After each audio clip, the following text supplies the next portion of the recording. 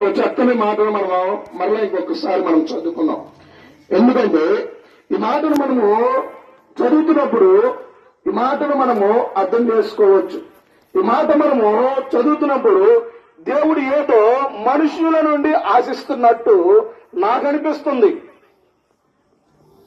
దేవుడు మనుషుల నుండి ఏదో ఆశిస్తున్నాడని నాకు అనిపిస్తుంది. ఒక్కసారి ఆ వచనము మీరు కూడా చదివినట్లయితే దేవుడు మిమ్మల్ని కూడా ఏదో అడుగుతున్నారని మీకు అనిపించవచ్చు. చూడండి ఒకసారి ఆ మాట.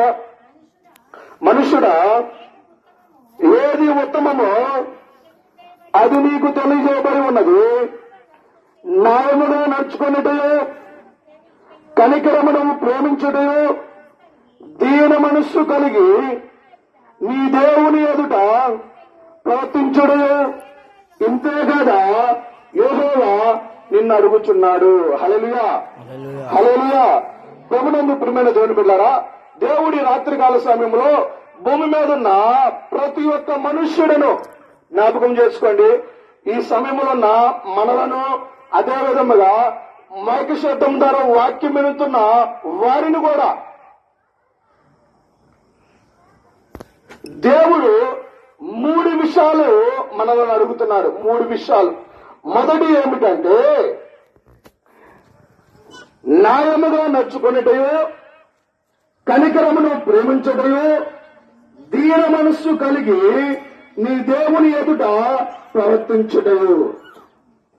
చూడండి ప్రభునందు ప్రియమైన దేవుని బిడ్డలారా, పరిశుద్ధ గ్రంథములో మనము దేవుని యొక్క వాక్యము మనము చదువుకుంటున్నప్పుడు దేవుడు అనేక రకాలుగా మనతో మాట్లాడుతూ ఉంటాడు, మనకున్న పరిస్థితిని బట్టి.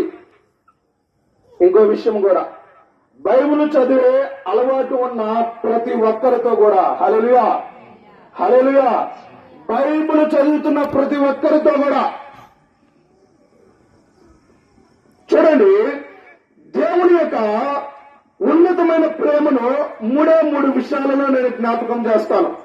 ఈ లోకములో భార్యాభర్తల ప్రేమ ఉన్నది, తల్లిదండ్రుల ప్రేమ ఉన్నది, అన్నాతమ్ముల ప్రేమ ఉన్నది, అక్కాచెల్లెల ప్రేమ ఉన్నది, బంధుమిత్రుల ప్రేమ ఉన్నది. అవునా కదా?